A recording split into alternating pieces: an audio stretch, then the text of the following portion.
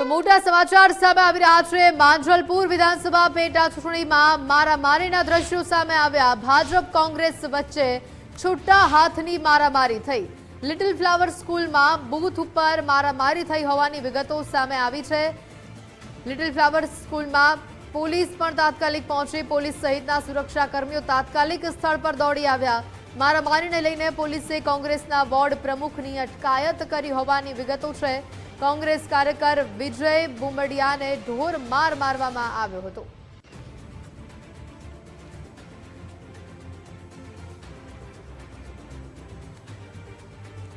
માંજલપુર વિસ્તારની little flower school આગળ જે રીતે ભાજપ અને કોંગ્રેસ બંને પક્ષ વચ્ચે મારામારી થઈ, કોંગ્રેસે આક્ષેપ કર્યો કે ભાજપના જે કાર્યકર્તાઓ છે તેમના દ્વારા કોંગ્રેસના જે કાર્યકરો છે તેમને માર મારવામાં આવ્યો। જે વિજય કરીને જે યુવાન હતો કે તે અહીં પહોંચ્યો તે દરમિયાન આખો આ બનાવ છે તે બન્યો છે। તેને જ લઈને પોલીસના જે ઉચ્ચ અધિકારીઓ છે તે પણ અહીં પહોંચ્યા છે અને હાલ જે રીતે ક્યાંક ને ક્યાંક આક્ષેપ પ્રતિ આક્ષેપ વચ્ચે જે કોંગ્રેસના વોર્ડ પ્રમુખ છે તેમની અટકાયત કરવામાં આવી ને તેને લઈને હાલ જે લોકો છે તેમાં રોષ છે તે જોવા મળી રહ્યો છે। જે રીતે વાત કરીએ તો કોંગ્રેસ દ્વારા આક્ષેપ કરવામાં આવ્યો છે કે સતત આચારસંહિતા ભંગની ફરિયાદ કરવામાં આવી છે। હાલ ડીસીપી ઝોનના જે અભિષેક ગુપ્તા સાહેબ છે તે પહોંચ્યા। સાહેબ શું કહેશો? કોંગ્રેસ દ્વારા આક્ષેપ કરવામાં આવ્યા છે કે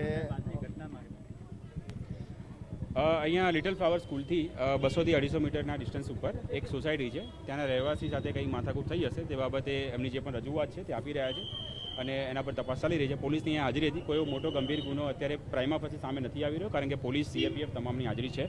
કોઈ એવા જે એલિગેશન છે એ બાબતે તપાસ કરી રહ્યા છે। અહીંયા સીસીટીવી છે, બોડી વન કેમેરા છે, જે પણ હકીકત હશે આપણી સામે આવી જશે અને યોગ્ય કાર્યવાહી કરવામાં આવશે। બીજેપી દ્વારા આક્ષેપ લગાવવામાં આવે છે બૂથ કેપ્ચરિંગ કરવામાં આવી રહ્યું હતું, શું એવી કોઈ ઘટના અત્યારે સામે આવી છે? જસ્ટ આપ જોઈ શકો છો, પોલીસ ઓબ્ઝર્વર સાહેબ અત્યારે વિઝિટ કરીને ગયા છે। અહીંયા સીએપીએફની ટુકડી હાજર છે, સીસીટીવી દ્વારા એનું ઓનલાઈન મોનિટરિંગ થઈ રહ્યું છે। કોઈપણ પ્રકારના આવા જે આક્ષેપો છે એને સમર્થન આપતા પુરાવા કોઈ છે નહીં, એટલે કારણ કે પ્રોપર પોલીસ બંદોબસ્ત છે। પોલીસ, હોમગાર્ડ, એસઆરપી, સીએપીએફ તમામનો બંદોબસ્ત છે તથા સીસીટીવી પણ લાગેલા છે અને બોડી વન કેમેરા સાથે પોલીસ બંદોબસ્ત લાગવામાં આવેલો છે।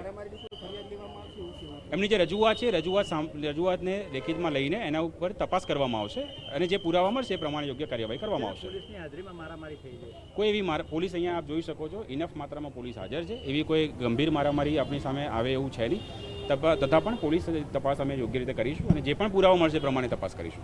બિલકુલ પુરાવાના આધારે પોલીસ છે તે તપાસ કરશે। ડીસીપી ઝોન 3 અભિષેક ગુપ્તા છે કે તેઓ અહીં પહોંચ્યા છે ને હાલ જે રીતે આખું જે માહોલ છે તેના દ્રશ્યો બતાવી રહ્યા છે કે તમામ લોકો છે તે હાલ એકઠા થયા છે।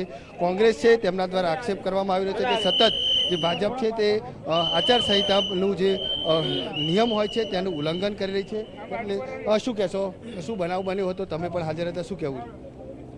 જે પ્રકારે આ વડોદરા અને ગુજરાતને યુપી અને બિહારવાળી બનાવવા માગે છે અને એક શાંતિપૂર્ણ જે લોકશાહીનો પર્વ ચાલી રહ્યો છે, આપણું માંજલપુર વિધાનસભાની ચૂંટણી ચાલી રહી છે, ત્યારે અમારા કાર્યકર્તાઓ દ્વારા જે ભારતીય જનતા પાર્ટીના નેતાઓ કાર્યકર્તાઓ ઢોલ નગારા સાથે ખેસ ભરીને આચારસંહિતાનો ખુલ્લેઆમ ભંગ કરી રહ્યા છે તેનો વિરોધ કરી રહ્યા છે, ત્યારે વિરોધ કરતા એટલા જ લોકોએ અમારા કાર્યકર્તાઓ પર હુમલો કર્યો છે અને પોલીસ મૂકદર્શક બનીને, સ્થળ પર જ પોલીસ હતી પણ મૂકદર્શક બનીને, ભાજપનો હતો બનીને અમારા જ કાર્યકર્તાઓને પોલીસ પકડીને લઈ ગઈ। ત્યારે અમારી ફરિયાદ સાંભળવામાં નથી આવતી, અમારી રજૂઆત લેવામાં પુરાવા માંગી રહી છે। પુરાવા છે તો કાર્યવાહી કરશો? પુરાવા આપ્યા છે ને, અમારી પાસે વિડીયો છે, અમારી પાસે વિડીયો છે એના અને વિડીયોના આધારે જ અમે કહીએ છીએ કે અમે લેખિતમાં બી આપીશું, ચૂંટણી કમિશનને બી આપીશું, પણ જે પ્રકારે દમણગીરી જે લોકશાહીનો આનંદ થઈ રહ્યું છે એ સાખી લેવામાં નહીં આવે। શું કહેશો બેન? પોલીસ પહોંચી છે,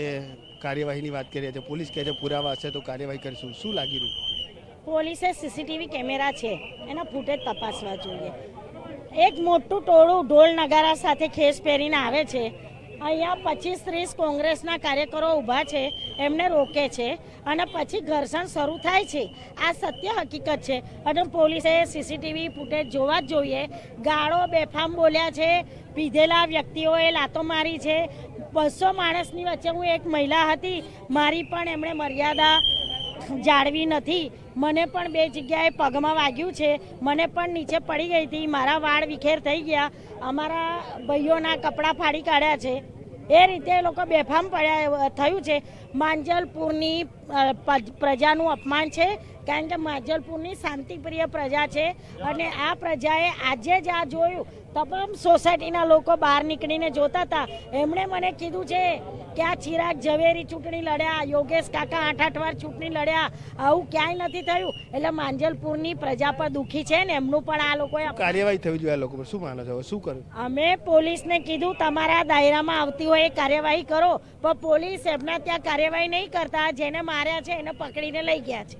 બિલકુલથી પોલીસ પર પણ આક્ષેપ થઈ રહ્યા છે ને આપ જોઈ શકો છો તે રીતે મોટી સંખ્યામાં અહીંયા પોલીસ તેમજ જે સુરક્ષા જવાનો છે તે તૈનાત કરવામાં આવે છે. અલગ અલગ એજન્સીઓ છે તે પણ અહીં ખડકી દેવામાં આવી છે. જોકે પોલીસ કહી રહી છે કે અમે તમામ વિસ્તારના જે આજે સીસીટીવી ફૂટેજ છે તે ચેક કરીશું, ત્યારબાદ કાર્યવાહીની શરૂઆત કરીશું.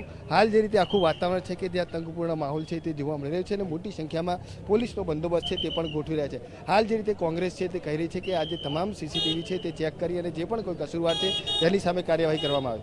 કેમેરામેન ડીકે સોલંકી સાથે અલ્પેશ સુથાર, ગુજરાત ફર્સ્ટ, વડોદરા.